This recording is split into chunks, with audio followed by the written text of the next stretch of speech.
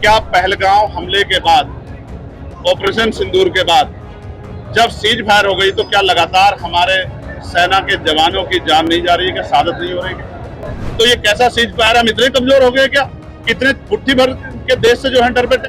पिछले 15 साल का सूखा हक वंचित बहुजन समाज के खाते में आया है। पिछले 15 साल हो जाएंगे 2027 में कि वो जुल्म जातीय अन्याय अत्याचार के शिकार हो रहे हैं और सरकार की जो योजनाएं हैं वो भी ऊंचे मकान और फीके पकवान जैसी।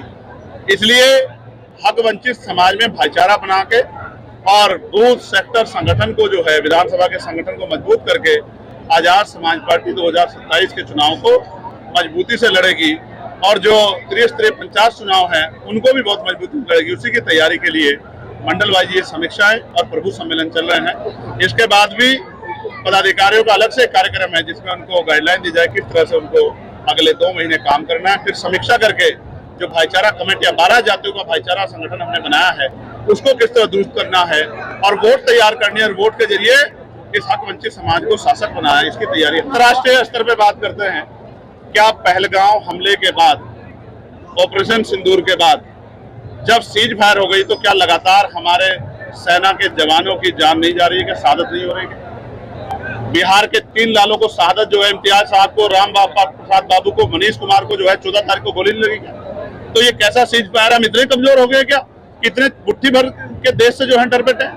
सर आप संसद में हैं, संसद सदस्य हैं, आप भी कुछ सुझाव दे सकते हैं जनता को। मैंने सुझाव भी दिया और मैंने विशेष सत्र बुलाने की मांग भी की। हमने सरकार को कहा कि आज पूरा देश खड़ा है, रोज रोज सैनिकों के और बॉर्डर पर रहने वाले हमारे लोगों के जान से खिलवाड़ नहीं होना चाहिए। सरकार को आतंकवाद का सख्त कदम उठाना चाहिए। लेकिन हमारे समझौते तो अब अमेरिका में बैठे अमेरिका के नेता करा रहे।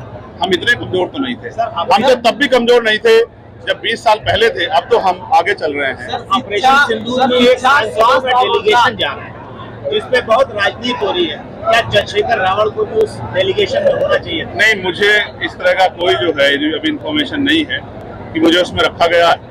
हालांकि मैं ये भी बात स्पष्ट कर दूं कि डॉक्टर बाबा साहब अम्बेडकर ने कहा था कि हम अंत्य भारतीय हैं, हम प्रथम और अंत्य भारतीय।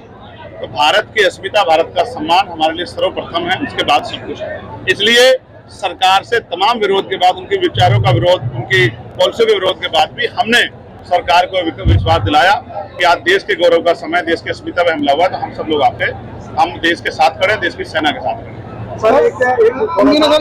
सेना को लेकर जो जाति और धर्म के मामले हावी हो गए, मैं इससे सहमत नहीं हूँ। सेना की कोई जाति नहीं होती, सेना का कोई धर्म नहीं होता।